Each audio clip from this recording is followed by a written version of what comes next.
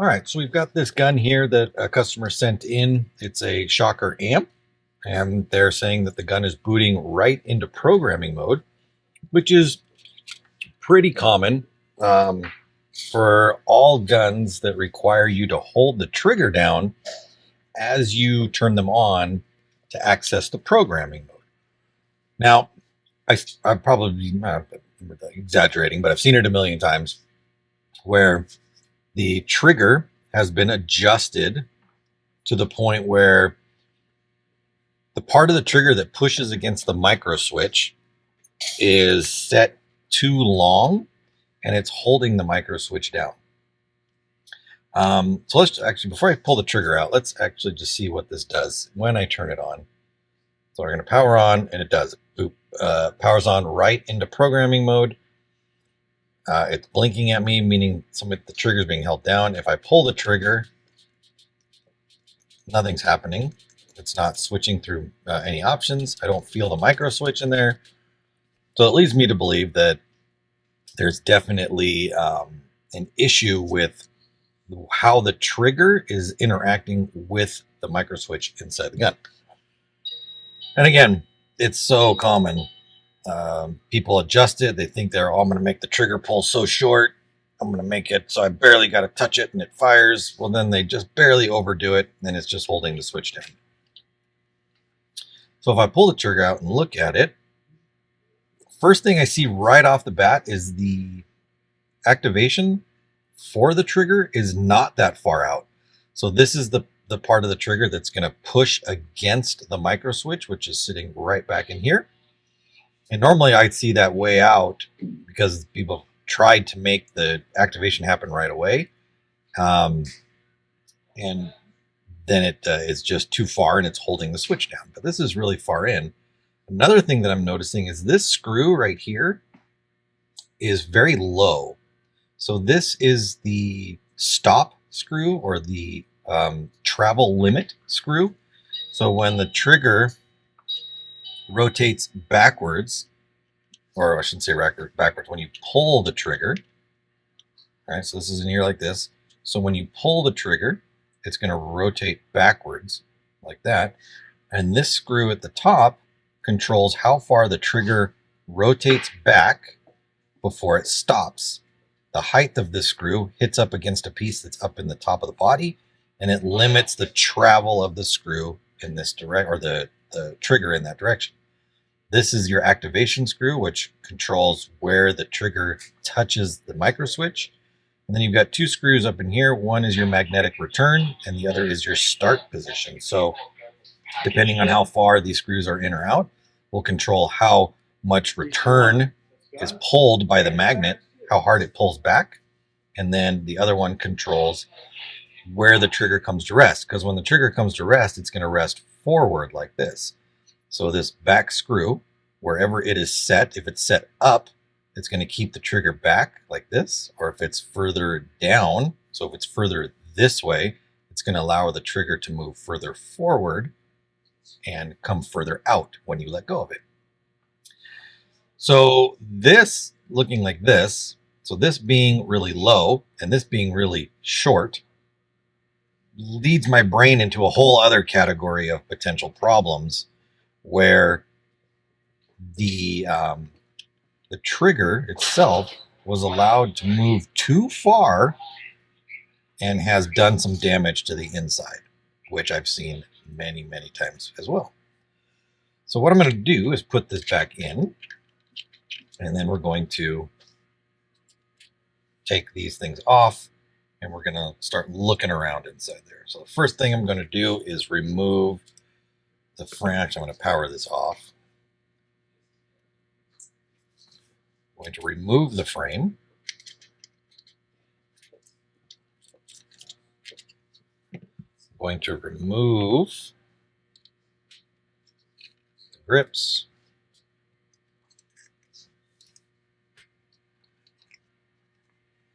That, and that.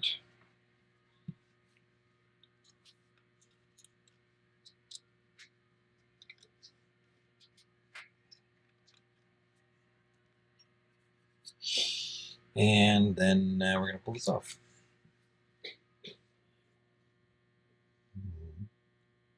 So here's a sign that you can see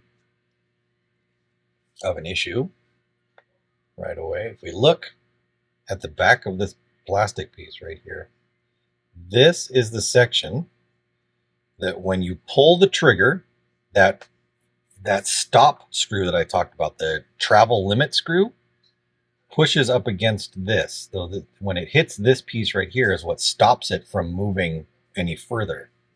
Now, normally you wouldn't see a real heavy mark right there. You see a little bit of a mark because that screw hits it over and over again. But I'm seeing an indentation of a screw form into this piece of plastic right here, which leads me to believe that somebody pulled really, really hard on the trigger to get it to make this mark over and over and over and over again, which we shouldn't see. You should never be pulling on the trigger that hard. So that's an issue that I'm looking at right there. And then I'm going to look down inside here, and I can already see it. I can already look down inside here and see the problem. So I don't know if you can see it that well. I'm trying to show it as best I can right there. So we can see the back of the trigger moving forward, and you can see that the this micro switch housing, so the box and the leaf spring that's on the front of it, is bent, and I can see it moving when I pull the trigger. So the housing is broken, which is not a good sign. That just means that this trigger was pulled so hard and was able to move so far that it smashed the housing backwards. The posts that you see coming off right here, so this post coming off and then over like this, these should be at a perfect 90-degree angle. And this one is bent back and the lower one's bent back. So the only way that happens is if that back of the trigger comes all the way back and smashes that block and then moves it. It starts to mash it. And that shows me that my thoughts of this screw right here at the top. So this is the screw right here, the travel limit screw that is hitting this part right here. In order to get that mark in that piece from that screw right there, you got to pull pretty hard to get that to mash up in top of there. So again, an issue. So let's go ahead and pull.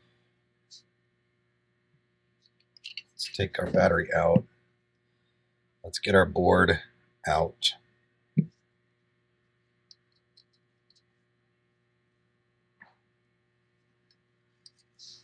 And then let's look at it.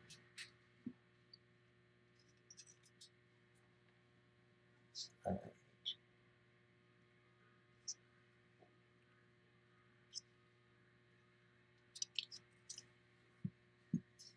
Okay. All right, so here we go. So we've got no activation on our switch at all. So the switch is smashed and broken. We can see that the housing, if I pulled on this housing, it would pop right off. I don't want to do that just because I don't need to do that. It's not going to prove anything or solve anything. You can see that that's coming apart right there. If we look at the front, our leaf spring right here is dented and it's bent. See how it comes up and then bends forward and goes out? That's just because this screw, let me pull this trigger out real quick.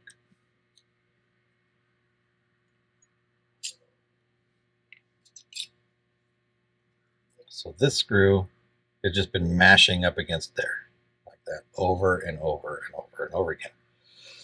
Now there's, many different reasons why this can happen. This screw could have been longer and it just smashed in there and they realized that something was happening, so they backed their screw out.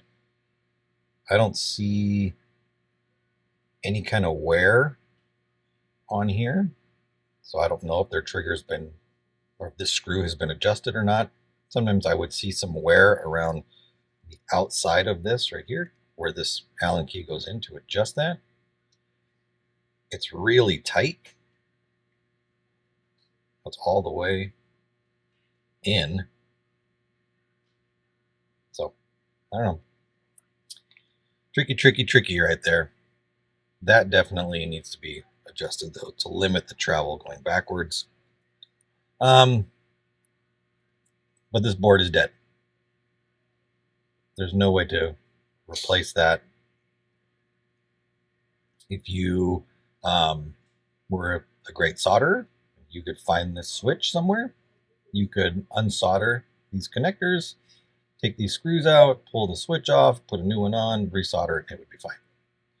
The only problem with this gun right now, and the only reason that it's booting into programming mode, is because the board thinks you're holding the trigger down.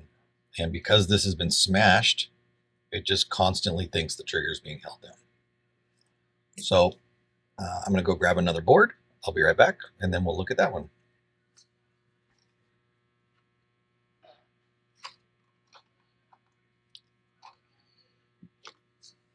All right. So I'm back. New board.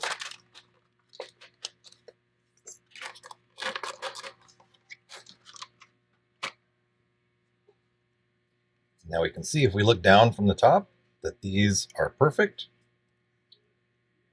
Look at these ones. These are bent backwards, smashed. All of them are bent back. We've got a nice flat leaf spring right there. And the switch is active. I can hear it. Again, no active switch, bent spring. There's all sorts of no goodness on there. Okay, so this has got to go back in, and then we've got to reset our switch to the point where it's not going to cause a problem.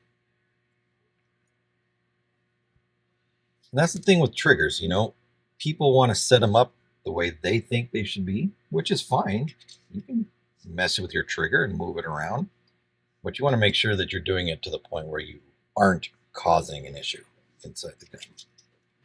And by understanding what your trigger could possibly do and how it could affect everything is going to be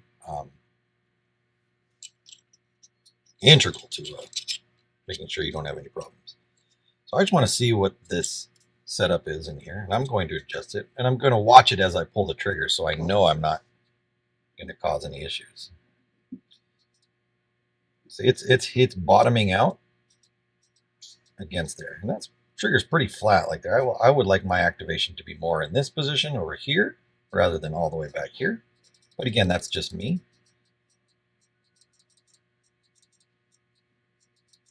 So I'm just listening to see how much from the click, how much travel, and how much time I have.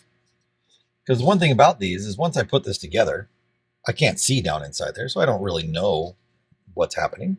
But I want to make sure that I do know that I'm not hitting that block back there.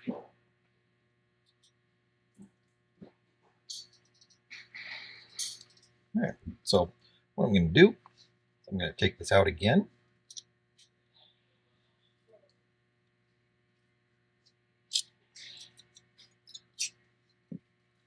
And then I'm going to extend the activation screw out. And I'm also going to extend this up higher. I usually go, when I do these, to right about, I try to make them flush with each other so the top of the trigger and the top of the screw are flush.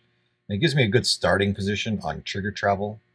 So I'm going to put that there. I've brought that out a little bit. I'm going to throw this back in.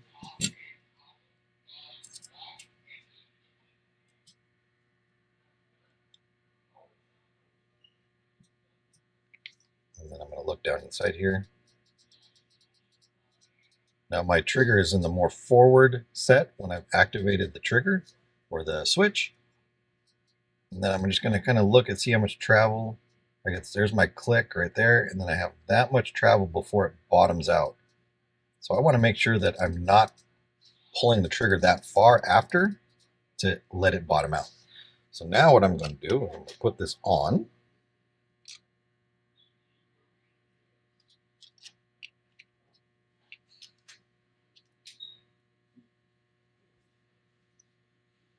and then I'm going to just kind of get an idea of where I'm at. So right now, the way this trigger is set up, when I close this and I try to pull the trigger, I can't even move it, which means that screw is pushing up against that piece right there. And if I loosely hold this and I pull the trigger, you see how it wants to separate the two? Well, I know that that screw's right up on there right now. So this screw here is already touching that part right there. So that needs to come down a little bit. And you can get at this from an angle right there. So I'm going to come down one turn. Let's see where I am now. So now I've got more movement, but not far enough to hit that switch. So I don't still have to worry about hitting the breaking anything in there because I'm not even moving far enough. So I'm going to come down another half turn.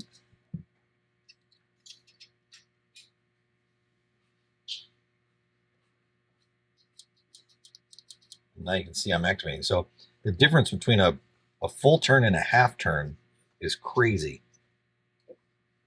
I got my switch activation right there, and then I have travel to right there. Now I'm going to make sure that I'm not hitting that by coming back up a little bit. I'm going to come up the tiniest little bit right there.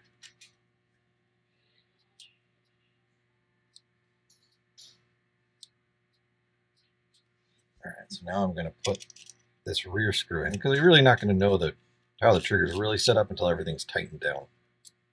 I'm just kind of using it as a guide, that first part right there. So now I've got activation right there, and then a bit of travel. Personally, I like travel after the switch. I think it makes it a little bit easier to shoot. So I've got activation right there, a little bit further pull, but thinking about how far I had to pull when I had the frame off between activation and bottoming out against the block, I know I'm not hitting that part right there. And the stop screw at the top is limiting my travel, so it can't hit anything back there. What I do feel is pretty heavy resistance, like trigger resistance. So I'm going to come up to the magnet. I like it a little softer. Again, this is all personal preference stuff here. So I'm going to back this magnetic return screw up just a little. Oh, much better. So I like a softer trigger pull. Activation, and then a little bit of travel, and then stop. Now, if I pulled this really hard, if I smashed this trigger down, I could smash that screw up and I could allow this to move further backwards. And again, I could cause the same problem that was there before. So there's no reason to ever crank on your trigger. It's not going to do anything. So let's see if we can program on now. We program, we boot right into a normal mode. Eyes are working. Let's make sure it shoots.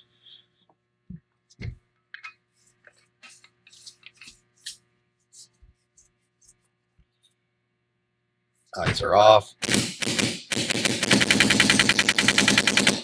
Works great. So there we have it. So that was, again, I don't know if the gun was like this, how it was shipped. If the gun, I mean, I wouldn't assume it was like that when it shipped because the gun wouldn't have passed a factory test at that point. So assuming it was touched, I don't know for sure though. Nobody ever touches their guns. They're always just broken, but that's just how it goes. So this one's ready to go. We're going to get that. It just goes to show how easy it is to make adjustments and physically do damage if you don't understand how the trigger works and where it's going. So, I mean, and that's for any gun that's got a switch on it. So just be careful when you're out there doing adjustments, and hopefully this helps people not have problems down the road. And that's what the whole channel is for, to help people fix problems and to prevent problems. Let us know what you think in the comments, guys. We'll see you in the next one. Bye.